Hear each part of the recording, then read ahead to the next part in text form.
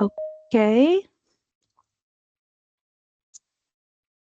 So let's get started then. Okay, if anyone, can you please confirm that you can see my screen? Yes, we can. Yeah, okay, good. All right. So let me just try one more thing. I was going to try and see if I can put it on the other screen so I can see you as well, enjoying yourselves, because that's the only way. Okay, so right, welcome to my session, everyone, and welcome to Techtober. If you have not been yet and attended it, so my name is Viorica Lukut. I'll give you a little introduction in just a minute. While we are waiting 2 more minutes, I've got a petometer here. So basically, what you should be able to see are 10 different pets expressing themselves in different ways. So could I kindly ask you in the chat to answer this question, or how are you feeling about today's session, but in pets? So are you a four? Are you a very, very happy penguin? What are you? So in the chat, if you could please type in, how are you feeling in a pet today? Okay, so what number would you choose from my screen? Oh, sorry. Okay, I understand. Good, thank you for telling me. Let me then reshare. So I'm going to share screen. Thanks for telling me. Entire screen. There you go. Share again. Can you see the pets now? Hopefully. Yes.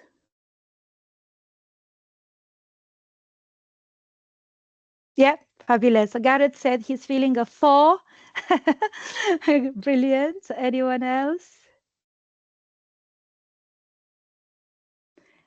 Okay, which one is that, Momina? What number is that? Is that 5, I think, by the looks of it? Yeah, 5. Okay. Claudia, how are you feeling? Carly says it's a 1. Claudia is a 5. Oh, as well. What do you mean? Why are you turning up then? Okay, brilliant. I've got CPD on Friday. Me and you as well. Okay, brilliant. Okay, anyone else? How you feeling in this petometer type way? Okay, fabulous. This is an idea that I always try and use in different training sessions, just kind of to feel the room. Fabulous. Okie dokie. So welcome to my session, Escape to Language Mastery. I am just trying to sort of mix my avid passion for my avid passion for AI and for escape rooms. So this is just a little sort of a picture of my various different events I have attended, either as a panelist or as a presenter, to share our experience of using AI at New City College, where I work as an e-learning, now group e-learning coordinator. So yeah, been traveling quite a bit, and I have made amazing contact from different colleges, all looking at AI, as a positive thing regarding improving our mental health by making less time consuming certain tasks, being more creative, but also looking at, the impact on assessment and stuff like that. So again, the escape room idea came from our passion and probably soon bankruptcy of attending so many with my children, especially the youngest ones, Eddie and Nikita. So I thought, why not? Let me try and combine the two. So as we know, AI has been been called a variety of things. And one of them is that someone said to me, Vio, do you think that actually it be considered a silver bullet? And I said, well, I don't not really that scared of silver bullets because I come from Transylvania in Romania, and you know what those people are famous for. So what I would like you to do as a little task is to think of an adjective which starts with the same letter as your name. So I've got here a few examples for me. I am vampiric, Vio, sometimes, for people who believe in those, and vivacious and vibrant. So if I can kindly ask you to put in the chat, how would you describe yourself with an adjective that starts with the same letter as your name? Off you go.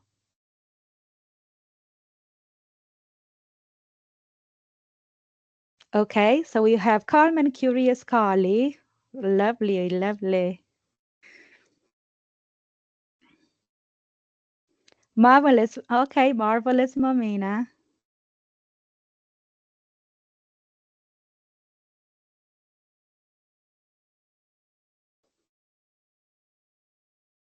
Happy has been. Charming Claudia. Shocking Shaver. Brilliant. Judicious John. Ooh, this is a really, really lovely audience.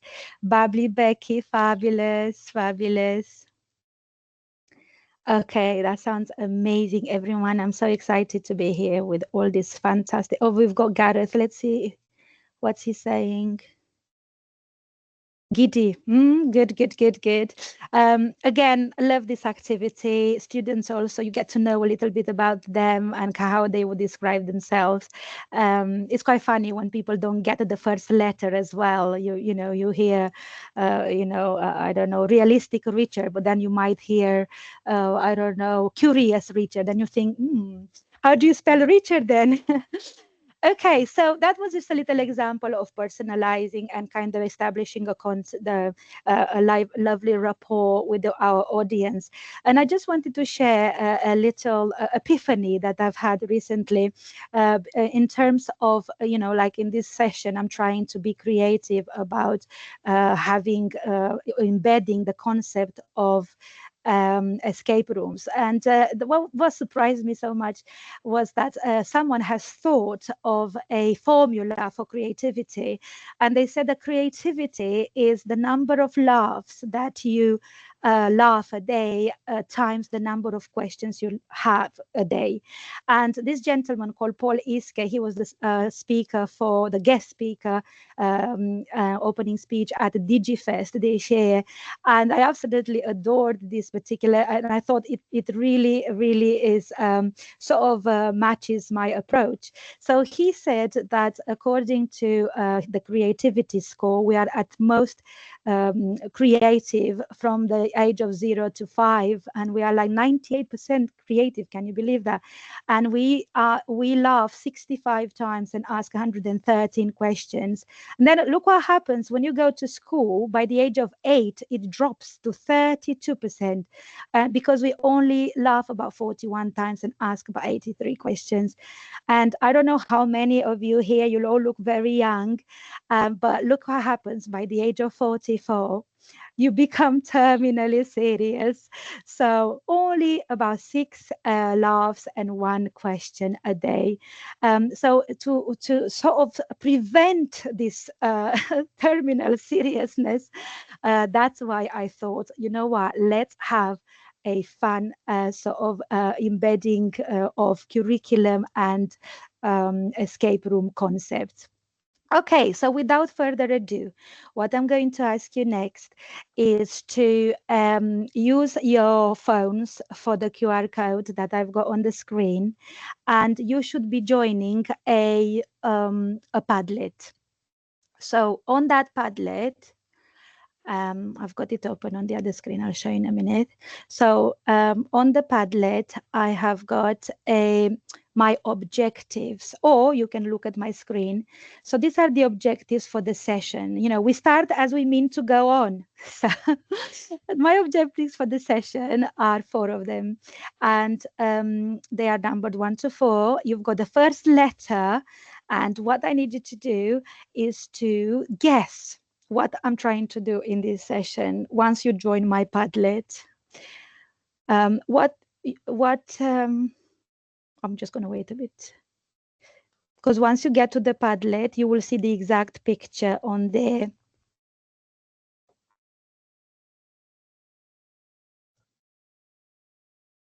Where can we write on it? So, very good question. So, all you need to do is to comment. I only gave comment permission under the picture. So, the first picture, let me just move here.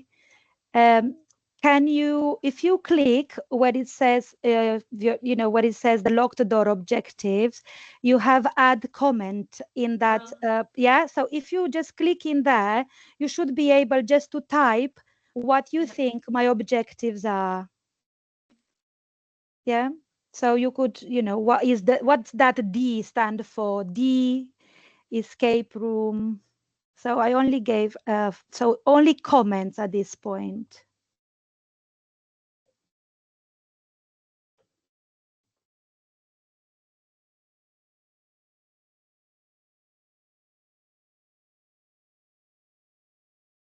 Aha, okay. Claudia's already put them.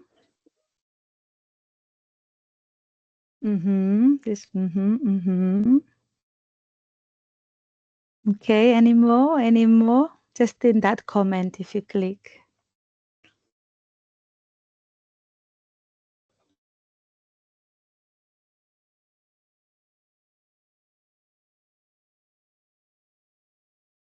Just to show you what it looks like. So under the picture of the objectives, if you could comment of what do you think my objectives would be?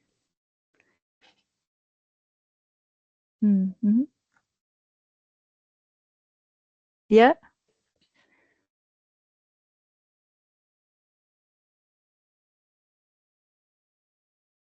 Any more? No? Okay. So people said, what did you say? They said discover. So I discuss, define. Okay. So the answer, my sentence, my objective, as you could see, very nicely defined by Bloom as well. It's define. So the first objective for today is to define escape rooms for ESL education. The second one, people said explore, explain, experience. So explain, that's the one, explain. So the benefits of game-based learning and escape room type concept. Number three, you guys said identify. That is correct. Identify the principles of an escape room. Very good. And number four, you guys said develop, devise, describe, and the answer was design. So well done, everyone. Keep your phone onto the Padlet, and we're going to move on to the first objective. And the first objective is to define the escape room. So this is just a definition created by AI, which obviously gives the definition of an escape room. What I want you to do on the Padlet is under the picture, which says one clues on the wall, to comment with which elements, let's say 3 to 4 elements, which you can find in that definition for the escape room.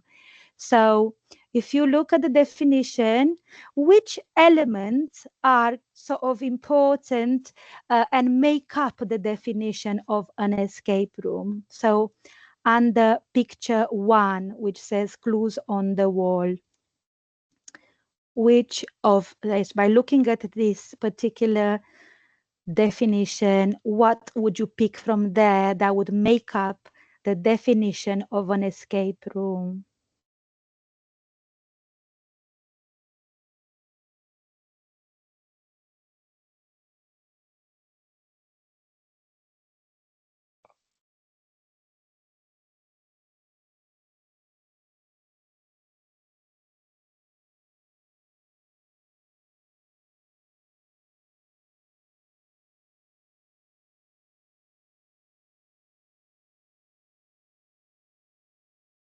Yeah.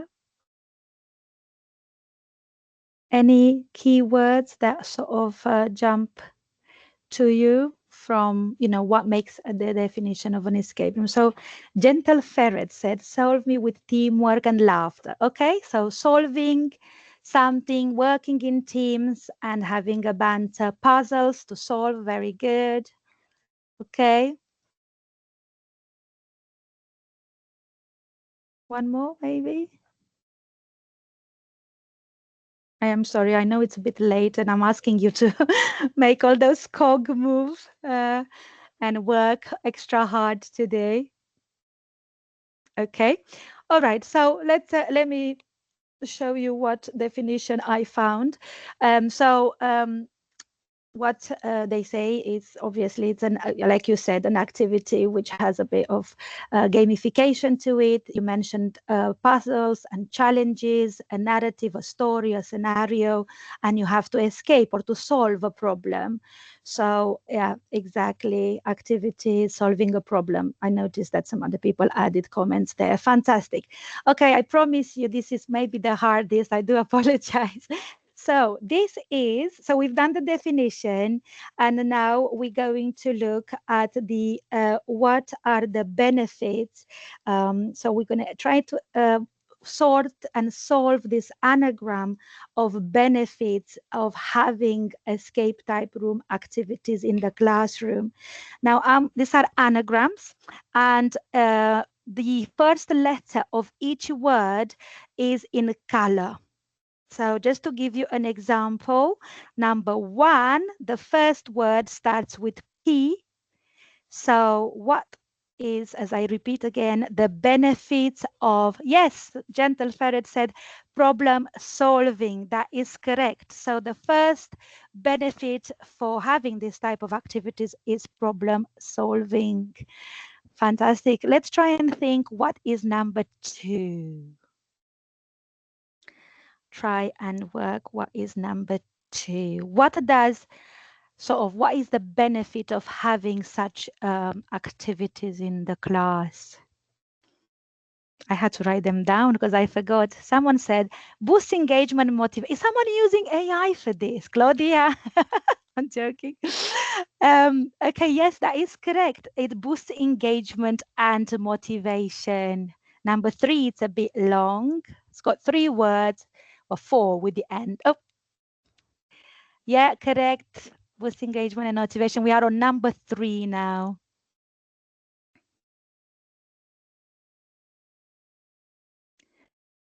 Fabulous. Any guesses on number 3? It starts with E. Yes, encourages collaboration and communication. That is correct. That is correct. Are you guys using AI? I wonder. I use AI. So as I'm just going to repeat what I said at the beginning. I have created, I sort of prompted different AI Copilot or ChatGPT to help me with initially I put the structure together, but then I was like, how can I make this more sort of escapee related? And that's one of the ideas, having anagrams. So someone said, well done if you're not. Fabulous. Okay, what's number 4 then? What's number 4?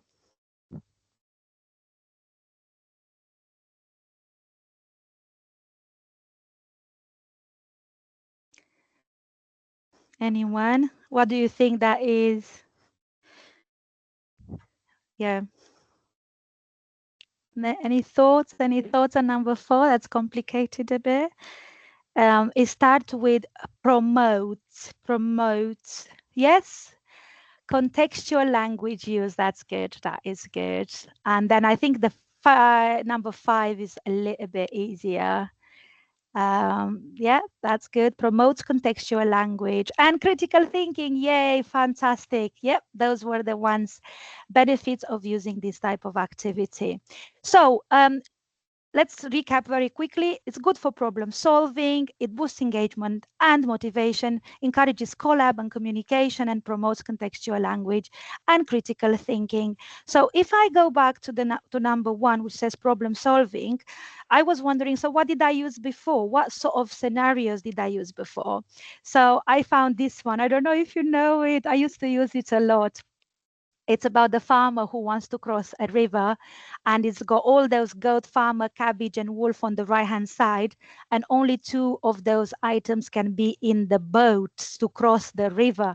So how can we, you remember this one? I don't know how many people do, but I absolutely love it. And so how can you cross the river without actually getting sacrificing or losing any of the characters? um, Again, you can put it in the Padlet if you know how to do it, if you remember how to do it. So I used to have this printed, and then people used to work in teams and against time decide on the solution and negotiating among themselves, and suggesting, and a lot of language being used there for making recommendations, and so do you guys remember, maybe anyone who knows, how do you cross everyone to the left side? You can use the Padlet. There is a picture there. You could write underneath, or you can speak if you think, oh, I'll just explain. Anyone who wants to try? Hasbia said it's famous in your country. Okay. I assume, Hasbia, you're thinking, yeah, you must be thinking about this. Anyone who wants to try and, yeah, give it a go? How do you cross all these people?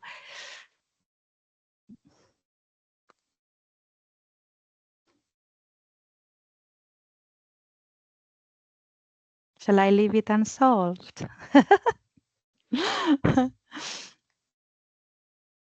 Anyone who wants to explain it? No? Hasbia, you must know if it's famous in your country. So yeah, I'm trying to remember it. So the farmer takes the goat across the river Mm-hmm. and leaves it on the other side. Mm-hmm.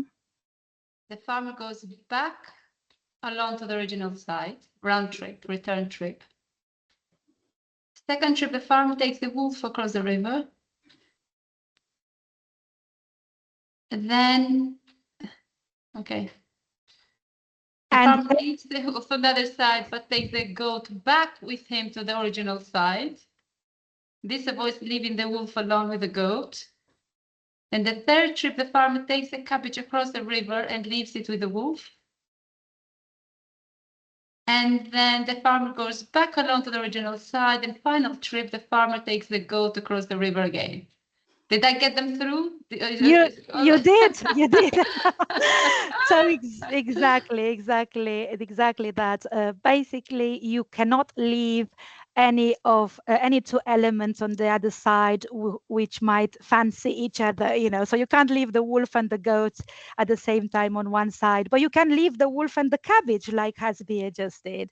So they would not, like say, oh, I fancy a bit of cabbage. So yeah, so this is the type of sort of escape activities or problem solving activities I used to use. There is lots of ideas here you can ponder upon later, but I'm sure you remember the sinking ship, where you have a number of people there and you have to assess which ones you can keep and which ones you can throw out of the boat, basically. I absolutely used to love that. And another one of my favorites was planning a zoo. So interesting, about, obviously looking at the different types of animals that, how could they live next to each other, and, what their needs are. or even the gentleman who is throwing things away in the bin. I used to bring just objects from the house, from home, and then they had to guess things about that particular person who owned those things. So it's almost like going through someone's rubbish bin.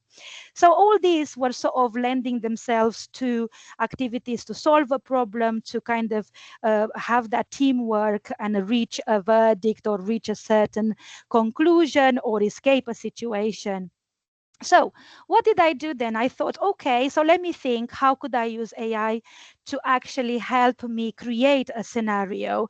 So I went to Copilot or ChatGPT, I can't remember, it was a while ago. By the way, this presentation, this session was supposed to happen live at Birmingham, in Birmingham for a conference called NATECLA. I go every year and present there, but it didn't, because after traveling for about 8 hours on the train, there was something that happened. So I never made it to Birmingham. I had to come back.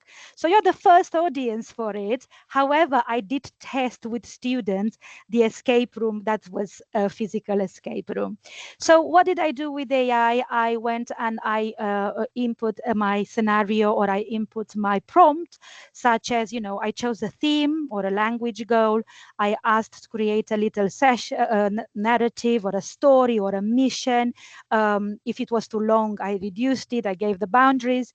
I also asked what types of puzzles I wanted, and I mentioned fill in the blanks or matching or quizzes, and scaffolding some language there, and the visuals. The visuals, I had to find them. I didn't actually create them with the AI, and then I tested it. So without further ado, I'm going to show you. We're going to test a little physical one. I'm sorry, I'll have to open the boxes for you, right? I've got them here. But yeah, students absolutely adored having to, find the clues and open the boxes. So this is the first one we're going to have a quick look and try and do is a physical escape room. Then we're going to also, I've created an electronical one using software. And there is also obviously mixed ones. So this is the one that I've also used with students, and it's a physical one. And what I did is I bought some boxes and some locks, and that was that really. And what I do is, please, can you also be students this time? So what I do is I go into the classroom and I say, right, so we got a little story here. We've got Mr. Ali who does that. How is he, what does he feel? What's happening? Oh, he's at the airport. Right, right. So what do you need at the airport? Well, you need a passport. Oh, very good. So what do you think happened? So we kind of speak about I will answer in a minute. So we speak about the story. So we kind of draw people in. This is what happens, and it's a let's see then how can we help him. He's worried about his passport. So what happened? Oh, he lost his passport. Okay, good. So what we're going to have to do, ladies and gents, is help them find his passport, and this is how we're going to do. So on the desk I've got the boxes, and to answer your questions, the boxes are from Shein, and the locks as well, but I'm sure you can find maybe on eBay as well. I'm not quite sure. And I have 6 boxes, so I have 2 sort of escape rooms in each class. So I said, right, I named the boxes as in which one is first. Please be careful, because otherwise, so that's number 1.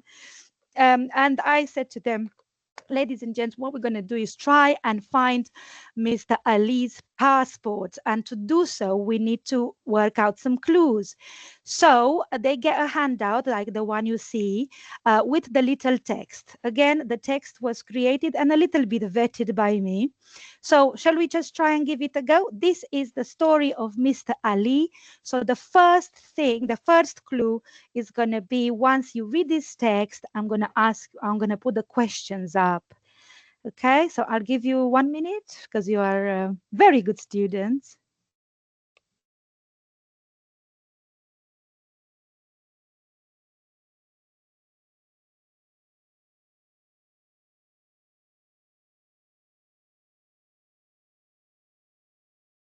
Okay, we're good?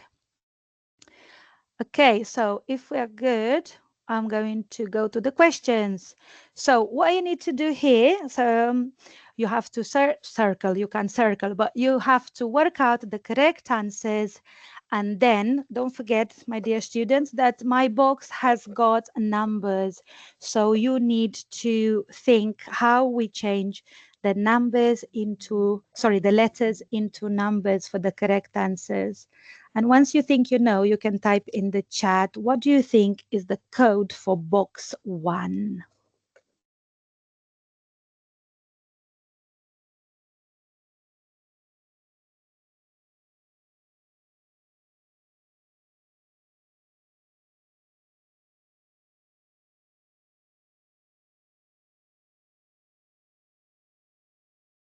Okay, so someone said the answer for the first, so yeah, the first answer is airport, so that would be a B, yeah? So that's what students write B.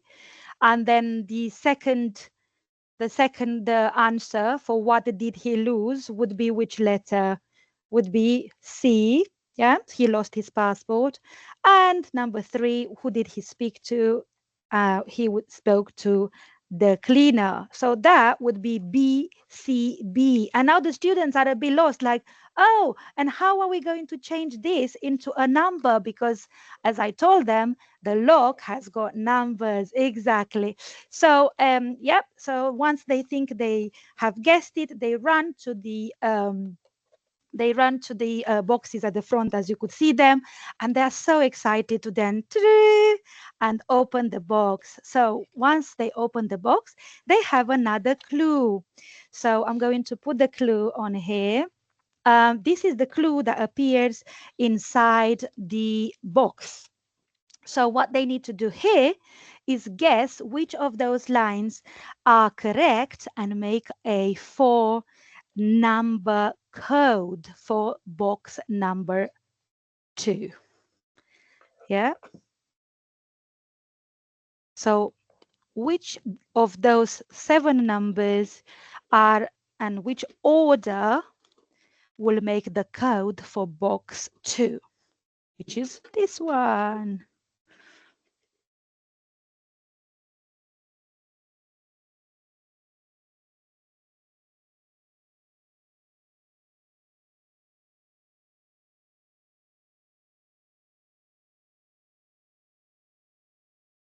You can write in the chat.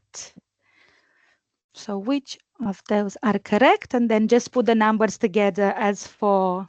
Okay. All right. So what we've got here is, oh, someone is already, right. So can I just kindly excuse myself from saying that please think that the students are very low level. So I meant for number 6 to be found, not founded. So yeah, I know you're right, Momena, when you said 2, 3, 5, 6, 7, but actually I should have removed that from there. So yes, 2, 3, 5, 7, you said. So the students now are going to the front and are going onto the lock and putting, I didn't mumble it all together, but yeah, take the lock, and they're so excited to open, and there is another clue. So I'm going to give you the clue now for the last, for this particular box. So in here, you have got the jumbled sentences. There are 4 of them. So the students had to put them as, jumbled, non-jumbled, unjumbled sentence, and then to work out the chronology of the story. So that's what the 4 numbers. So 1, 2, 3, 4, but in what order? And that will open the next box. And that's this box.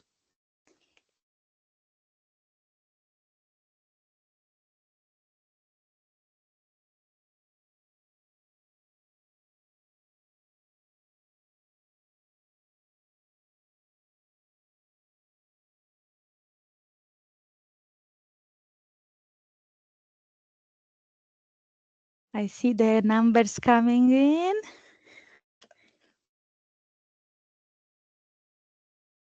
Okay. 3, 2, 1, 4. So you're saying 3, Mr. Ali went to the airport to fly to Spain. 3, did you say 2? 2, he lost his passport. Then you said number 1, Ali spoke to the cleaner. And the last one, number 4, after half an hour, the cleaner found a small book. So let's try 3, 2, 1, 4. Lucky, lucky. Obviously, they don't do all that with my box. They just kind of carefully open it, and then they go, ooh, they are all excited now. They've run and tried to win the race. And the last clue, which is they have found the passport. Mission complete. You've helped Mr. Ali catch his flight.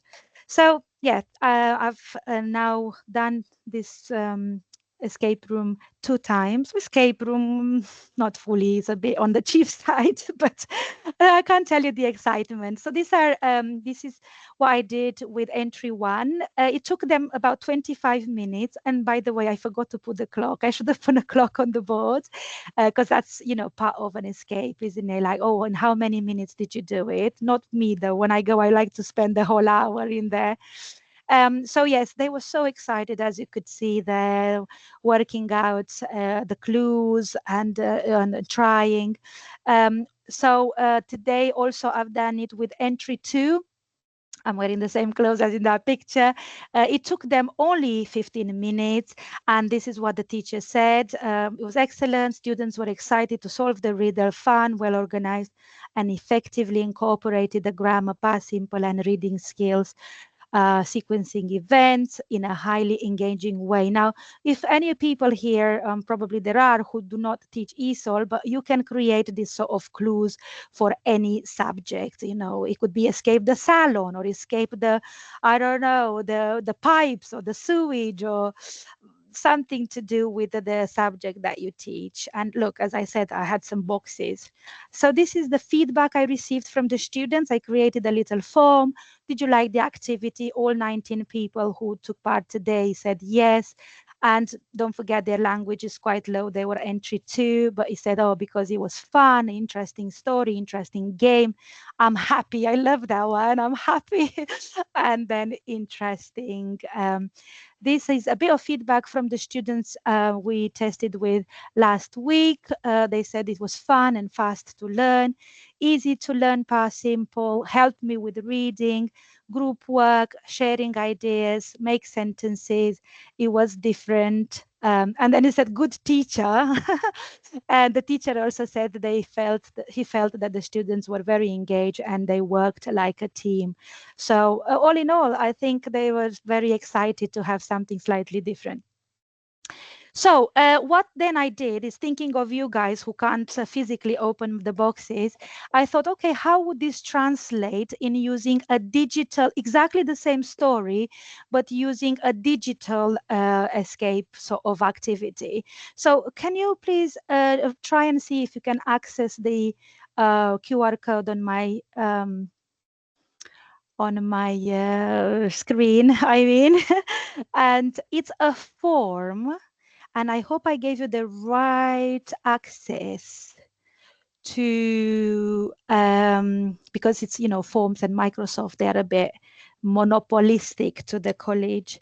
So if you have a quick look, if you see if you can go into the QR code, and then see if you can, it's exactly the same story, but it has this, let me try. It has, it's sort of, what if they did it online? And then we can have a little sort of comparison. Which one do you think worked better? I put 5 minutes there, but I mean, so this is using Microsoft Forms.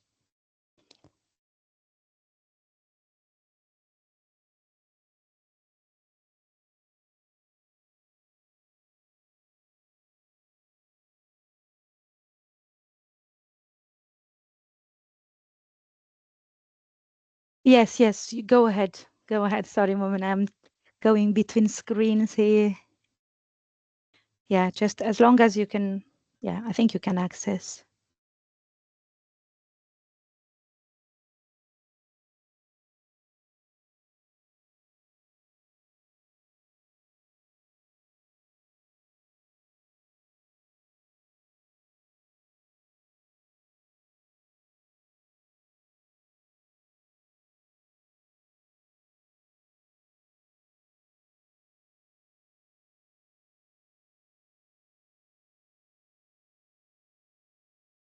So we've got one response already. Wow.